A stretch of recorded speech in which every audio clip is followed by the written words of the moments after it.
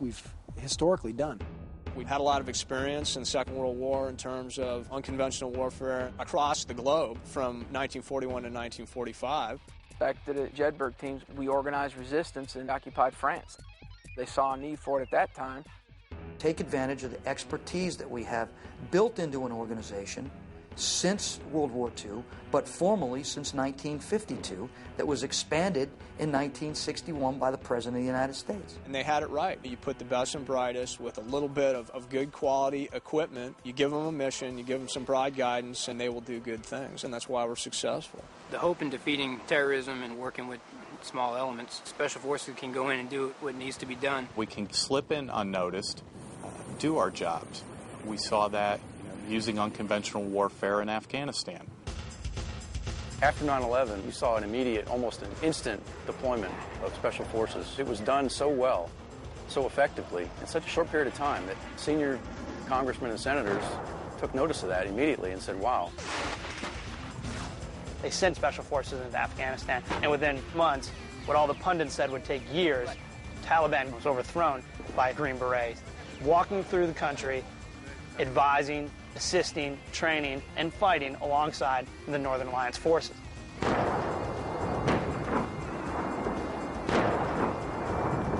Approximately 100 Special Forces soldiers, and roughly about a month to 2 months later, we had helped the Northern Alliance overthrow the Taliban.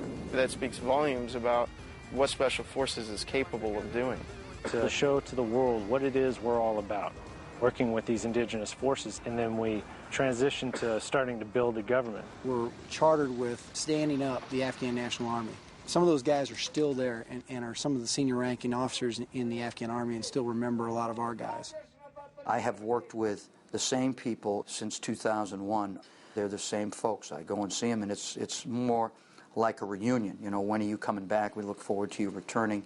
And that is a very, very powerful operational advantage that we have. When we go back, we definitely have a personal relationship with the individuals that we're working with. And that goes from Karzai down to the local tribal leader. Our guys are spread out over 35 different geographical locations. Special Forces does the majority of the heavy lifting. All their operations are conducted by, with, and through the Afghan National Police and the Afghan National Army. We always hear, how can they do this with 12 men? Well, the British asked one of our officers, I've got 1,000 men in my area, and you're making more of a difference there. How do you do it? There's been significant contributions and development in Afghanistan. Elected a president, elected a parliament, all based on democratic principles, all operating within a Muslim culture. Very significant. Significant infrastructure development. Special Forces understand the counterinsurgency fight. The American people have a right to know what successes are being executed on the ground. Special Forces has a strategy. We've been very successful in Afghanistan and will continue to have great success. Because we are tied in with the culture and local leadership, we can analyze what's really going on here and what do we need to do to make Afghanistan a successful nation that's not going to be a breeding ground for terrorists like it used to be. Special Forces conducting unconventional warfare tasks with host nation military, paramilitary, or police, ultimately much more successful and much more cost-effective. Properly resourced and supported, you put them anywhere and they will find a way to succeed. With 12 guys, if you resource them adequately, you can do more than 400, 600 guys. So with 12 guys, you get a lot of bang for the buck for a fraction of the cost. They can train a battalion to do the job that a battalion of American troops were doing. You can't get that with a platoon of tanks or a squadron of aircraft. It's huge, and that's the way we operate. And when we can't operate that way, you know, it's tragic. But with 10, 12 guys, we were able to train a battalion, and we did 600-man operations with just 10 ODA guys. Look at the track record. Anywhere that there has been predominantly unconventional warfare with SF working it, there's been a tremendous cost benefit. It comes back to the force multiplier. And we do that better than anybody. Not just regular Army, but even the other special ops. We understand it. Special Forces achieve more.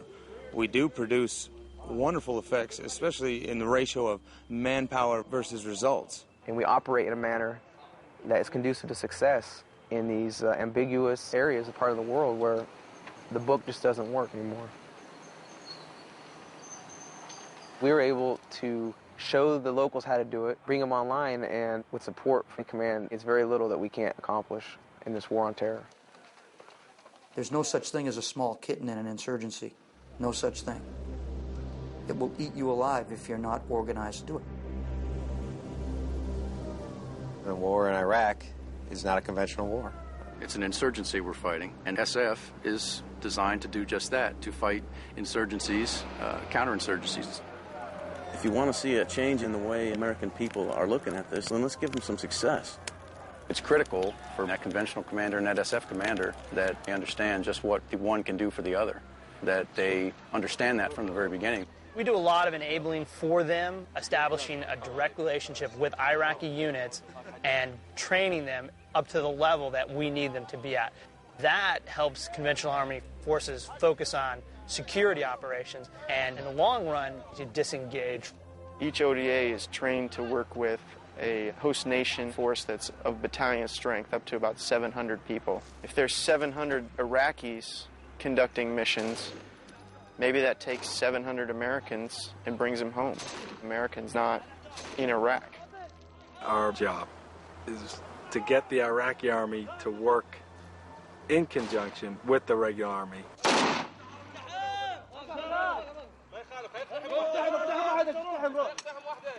Once they build that relationship and see that the Iraqi army can perform well under combat conditions, they usually request them back.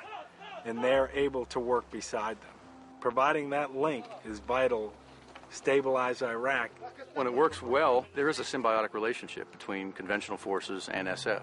We rely on conventional forces for that basic security role.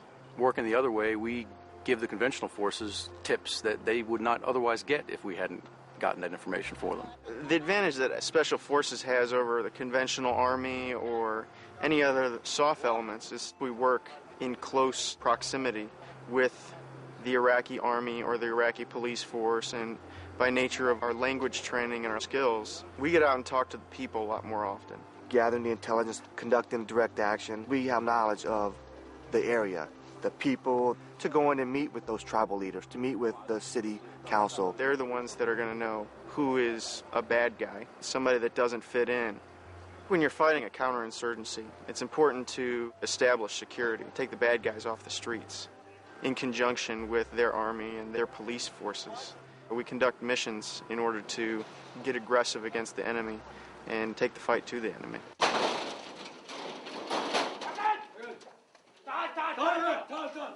The al-Qaeda incite this internal violence. A lot of the tribes are finally fed up with it because they're killing a lot of civilians. And they are actually willing to turn and fight. They just need someone to train and advise them. Iraqi Army units are mixed. So seeing Iraqi Sunni and Iraqi Shia working side by side, that's just building a base for the future. It's just going to take some time for it to spread throughout Iraq. It's happening. These guys fight and die for each other. Bad guys are bad guys in the eyes of the Iraqis. They're targeting who is against the government of Iraq, whether it be al-Qaeda, Sunni, Shia, and that's a positive point with the Iraqi army. Democrat, Republican, we're still going to be conducting training and conducting our area of responsibility. We're experts in the Middle East, and we're staying in the Middle East. That's what Special Forces, regionally oriented, does for the world, does for the U.S., and we got to maintain that. Intelligence-driven operations. That's how we operate. Tells us what we need to do in terms of direct action missions, what we need to do in terms of indirect action missions. Green Berets are definitely paramount in the intel gathering process. We have had great success.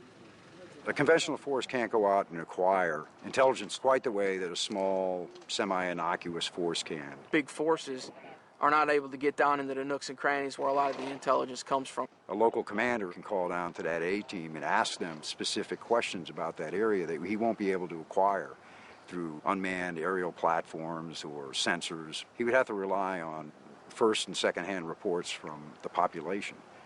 Our guys are very good at acquiring that. Conventional commanders tell us at every level that the most important thing that we do is the intel that we're able to collect that they do not have the capability and capacity to do. SF guys traditionally think in a very different way. They do things that some would never even consider doing.